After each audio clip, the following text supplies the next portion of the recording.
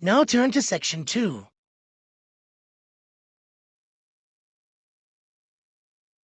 Section 2. You will hear Jane Hemington talking about this year's summer festival. First, you have some time to look at questions 11 to 14.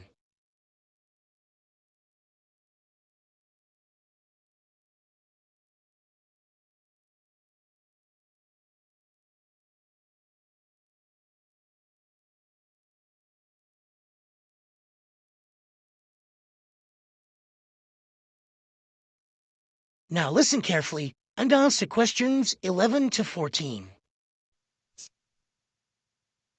Good evening. And in this week's edition of Focus on the Arts, Jane Hemington is going to fill us in on what's in store for us at this year's summer festival. Over to you, Jane. Thank you, Jeffrey.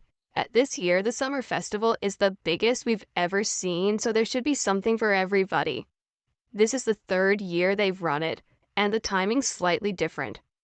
For the last couple of years, it's been around the 5th to 17th, but this year, they wanted to allow everyone enough time to recover from the 1st of January celebrations, and they've put it at the end of the month. The program has sensational theater, dance, and also a large number of art exhibitions. But the thing the festival is most famous for is its great street music. For today's report, though, Jeffrey, I'm looking at some of the theatrical events that you might like to see. In particular, at this year's theme, circuses. I'm going to tell you about 2 circus performances, but there are plenty of others in the program. I've chosen these because they represent distinct movements within circus performance. The first is the Circus Romano from Italy.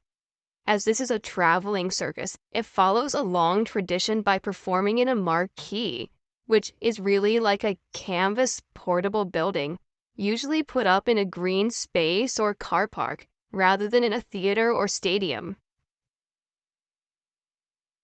Before you hear the rest of the talk, you have some time to look at questions 15 to 20.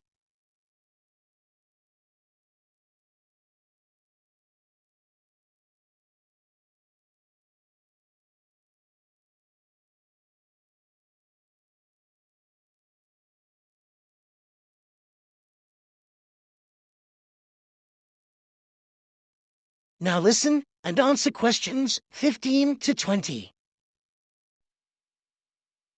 In spite of this, Circus Romano isn't at all like the traditional circuses I grew up with. There are no animals, just very talented clowning and acrobatic routines. The show has a lot of very funny moments, especially at the beginning, but the best part is the music and lighting. They're magical. At $45, it's very expensive anyway. It's really for adult tastes. In fact, much of it would be wasted on children, so I suggest you leave them at home. The second circus performance is Circus Electrica at the Studio Theater. The purists are suggesting that this isn't a circus at all. It's a showcase for skills in dance and magic, rather than the usual ones you expect in a circus. With only 6 performers, it's a small production which suits the venue well. The studio only seats about 200 people. For my money, it's the aerial displays which are outstanding, as well as the magical tricks, features which are missing from Circus Romano. An interesting feature of the show is that the performers are so young. The youngest is only 14, but it's still well worth seeing, a good one for the whole family. And finally, as it's summer, you may wish to see some of the festival performances that are being presented outdoors, like the famous Mekong water puppet troupe performing in the city gardens this week. Now, water puppetry is amazing. It's large puppets on long sticks, controlled by puppeteers standing waist deep in the lake. The puppets do comedy routines, and there's some terrific formation dancing. This is a fantastic show, and the best moment comes at the end, seeing the puppeteers. When the troupe walks up out of the water, you get this amazing feeling. It's really hard to believe that what you've been watching is lifeless wood and cloth. As an adult, I had a great time, but I did note that other older people in the audience weren't quite as taken with it as I was. It's a must for young children, though, and that's the audience it's really aimed at. Well, that's all I have time for today, but I'll be back next week with more news of what's worth seeing and what it's best to miss. That is the end of section 2. You now have half a minute to check your answers.